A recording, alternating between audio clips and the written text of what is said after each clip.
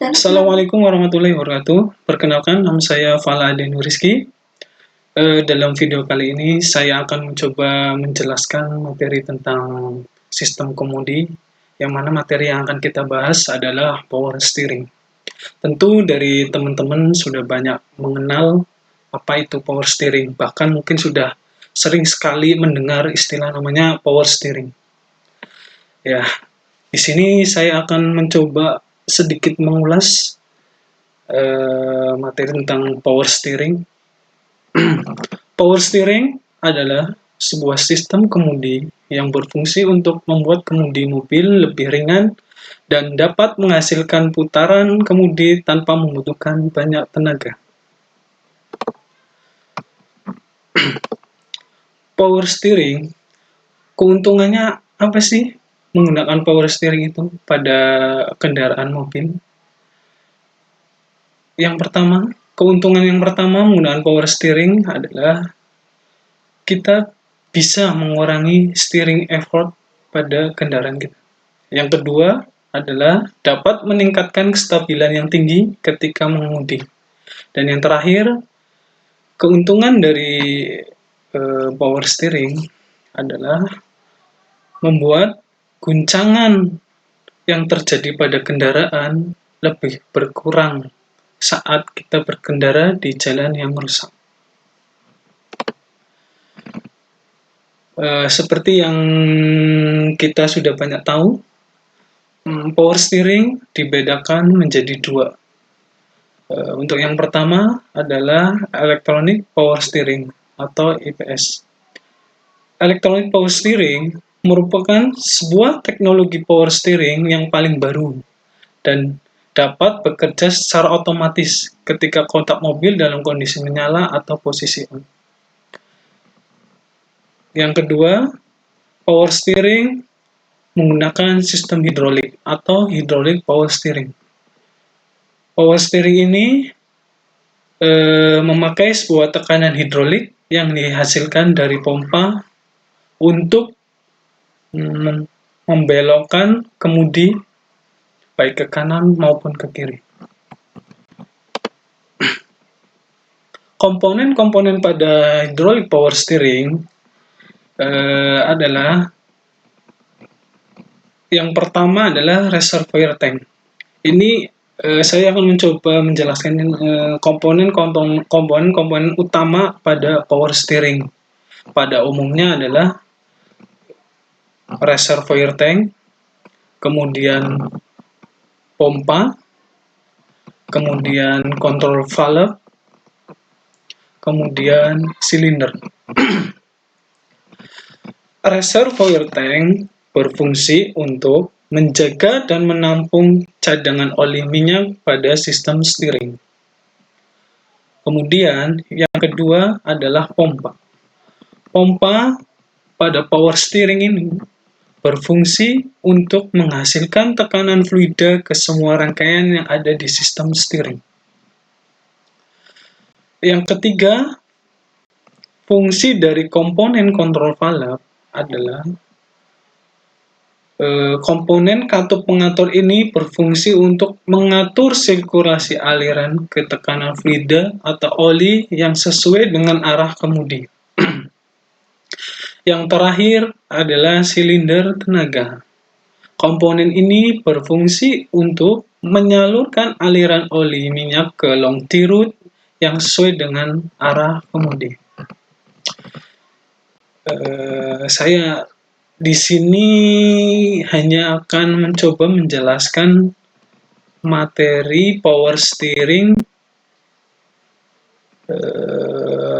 secara hidrolik. Pada umumnya, cara kerja power steering hidrolik terbagi menjadi dua, yaitu pada posisi netral atau saat posisi berkendara kemudi berada pada posisi lurus. Kemudian yang kedua adalah posisi mengemudi pada saat membelok. Cara kerja power steering pada saat kemudi pada posisi netral atau roda kendaraan berada pada posisi lurus. Saat katup pengontrol ada di bagian posisi netral, maka semua minyak akan dialirkan lewat sebuah katup pengontrol menuju relief port dan akan kembali ke pompa. Jadi, jika tidak ada tekanan dan arena tekanan, maka kedua sisi ini tidak akan bergerak. Dan kemudian yang kedua adalah posisi mengemudi pada saat membelok. Ketika pada posisi ini, maka katup pengontrol akan bergerak ke saluran minyak. Nantinya saluran lainnya akan terbuka dan menyebabkan perubahan volume aliran minyak, sehingga pada akhirnya akan terbentuk tekanan. Lebih jelasnya bisa kita lihat pada gambar di layar monitor. Untuk komponen-komponen sistem power steering hidrolik, bisa teman-teman lihat di layar monitor masing-masing. Untuk komponen-komponennya, yang pertama adalah steering wheel. Yang berfungsi sebagai roda kemudi ya, bagi pengendara. Kemudian yang kedua adalah reservoir tank. Reservoir tank ini berfungsi untuk menampung oli power steering. Kemudian ada hose line-nya. Dan yang ketiga adalah fan pump. Fan pump ini berfungsi untuk mengalirkan aliran oli dari reservoir tank ke sistem power steering. Kemudian komponen selanjutnya adalah V-bell. V-bell ini berfungsi untuk menyalurkan putaran engine ke pompa. Dan komponen yang selanjutnya adalah rotary valve.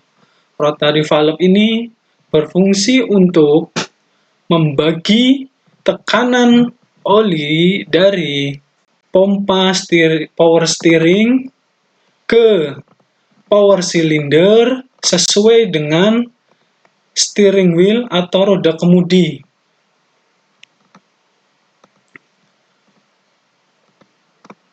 Untuk komponen-komponen yang lain, ini ada boot steering, rack end, kemudian T-root end sebagai penggerak akhir roda kemudi.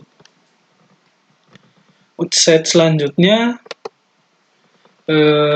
cara kerja sistem power steering dibagi menjadi dua ya, seperti yang tadi dijelaskan di awal slide.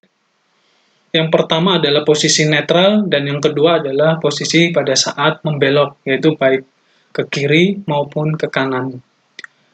Cara kerja power steering pada saat posisi lurus atau netral. Tentunya ini kendaraan pada saat jalan ya, on artinya running. Oli dari reservoir tank mengalir ke atau dihisap oleh rotor fan pump atau pompa power steering, kemudian dialirkan ke pressure control valve. Nah, pressure control valve ini berfungsi untuk memaintain tekanan di maksimal kisaran 70 bar. Artinya memaintain atau menjaga pressure yang dihasilkan dari aliran pompa ke sistem power steering maksimal 70 bar. Artinya, jika tekanan oli pada sistem sudah tercapai atau lebih dari 70 bar, maka valve di sini akan terbuka dan kemudian oli return atau dikembalikan ke reservoir tank. Selanjutnya, oli dari pressure control valve dialirkan ke rotary valve. Nah, Ini tampak rotary valve dari atas, dan ini tampak rotary valve dari samping. Pada saat kemudi berada di posisi lurus atau posisi netral, maka jalur yang di sini di rotary valve terbuka, dan jalur yang di sini juga terbuka. Artinya berarti oli dari pompa ke rotary valve menuju ke power cylinder jumlahnya sama besar di masing-masing kamarnya. Jadi kondisi steering pada posisi lurus. Kemudian untuk cara kerja yang kedua, pada saat steering dibelokkan ke kiri,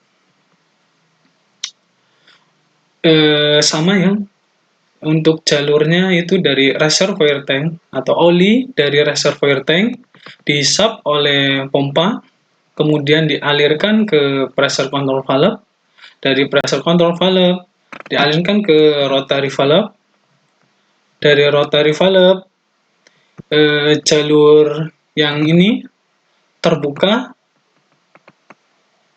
kemudian jalur silinder power cylinder yang sebelah sini untuk returnnya terbuka.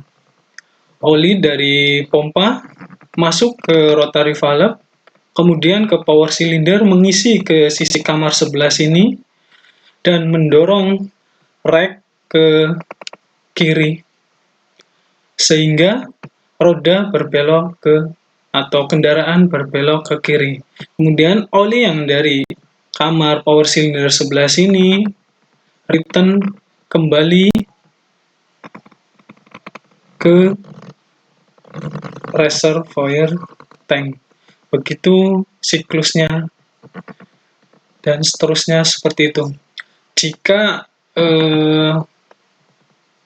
tekanan di dalam sistem power steering build up, artinya sudah terbangkit lebih dari 70 bar, maka pressure control valve akan terbuka dan mereturn atau mengembalikan oli ke reservoir tank. Ke slide selanjutnya, cara kerja sistem power steering pada saat kendaraan berbelok ke kanan. Pada intinya sama seperti cara kerja pada saat kendaraan berbelok ke kiri ya. Perbedaannya adalah di sini.